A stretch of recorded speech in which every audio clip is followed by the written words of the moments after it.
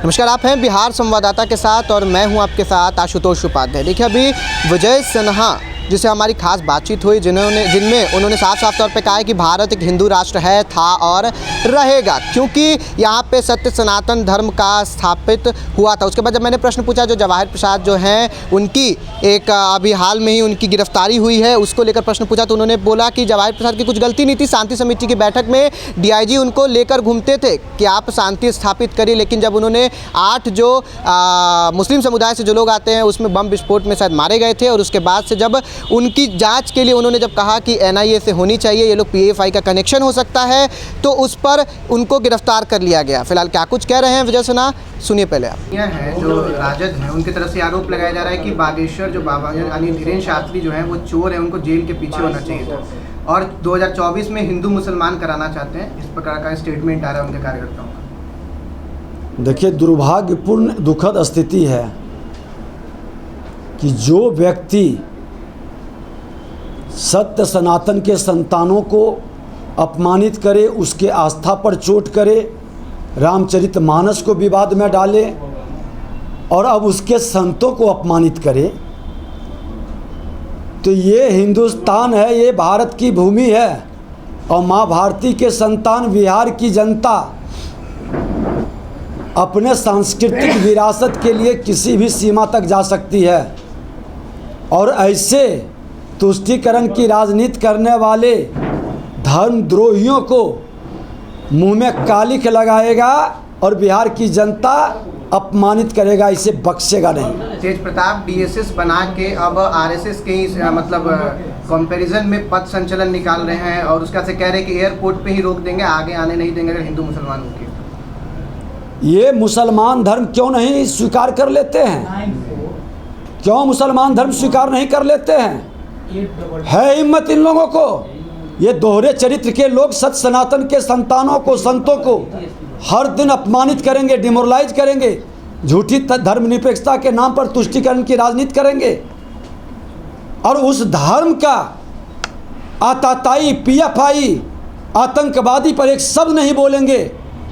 अरे बिहार की जनता देख रही है, माफ नहीं करेगा, और इसका इनाम भी आपको मिलेगा। ऐसे लोगों का बहिष्कार करना चाहिए, मुख में कालिख लगाकर इनको मुंह दिखाने लायक नहीं छोड़ना चाहिए। कांग्रेस बजरंग दल को बैन करने के लिए मैनिफेस्टो में लेकर आ रही है कि अब बजरंग दल को बैन करेंगे, इसीलिए तो कांग्रेस का नाश हो रहा है।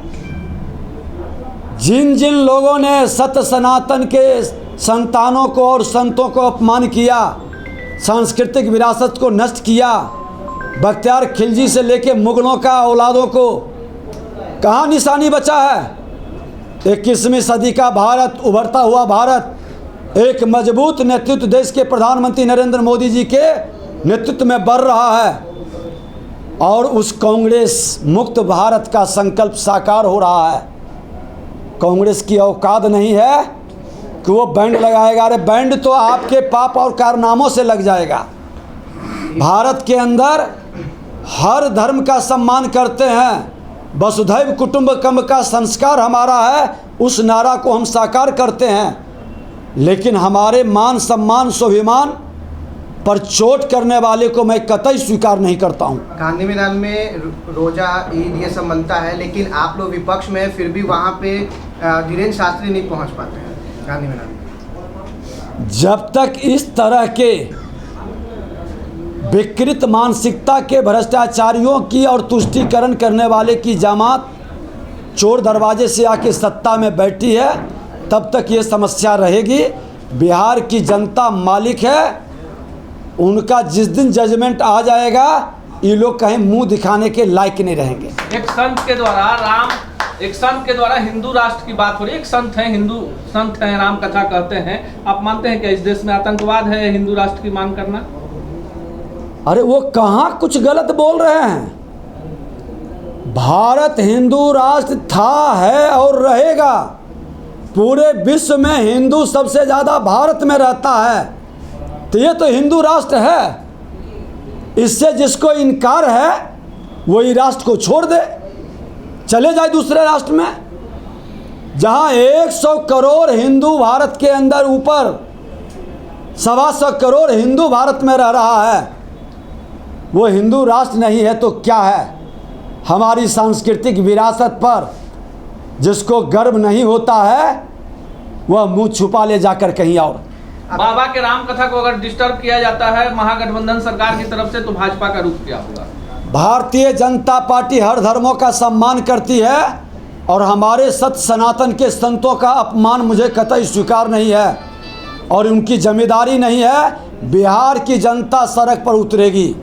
बहुत एक पुराने विधायक हैं सासाराम के जवाहिर जी हैं, उनको गिरफ्तार कर लिया गया है और उसके बाद से लोग कह रहे हैं भाजपा क्योंकि बहुत सारे नेता भी जाके सरेंडर किए, 1 से 2 लोग, तो अब कह रहे हैं लोग कि भाजपा इस पे स्टैंड क्यों नहीं ले रही है, क्या कर रही है भाजपा? भाजपा साफ शब्दों में आपको जानकारी हो कि मैं तो उस दिन गया था, घर घर मिला था लोगों से। हाँ। हमारे बैठक में ही पूर्व विधायक जवाहर जी थे। हाँ।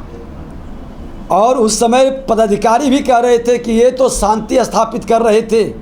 वहाँ के डीआईजी लेकर के उनको घूमते थे शांति स्थापित करने।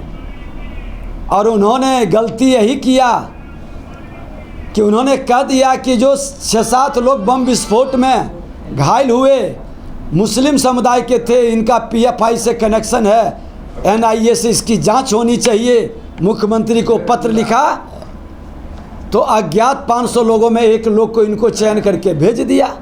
यही धर्मनिरपेक्ष कानून के राज स्थापित करने वाले न बचाते हैं न फंसाते हैं। मुख्यमंत्री जी, बिहार की जनता देख रही है। जवाहर प्रसाद कुशवाहा का बदला उस बेल्ट का लोग लेगा, जवाब देगा अपने वोट से और माफ़ी नहीं मिलेगा फिर आपको।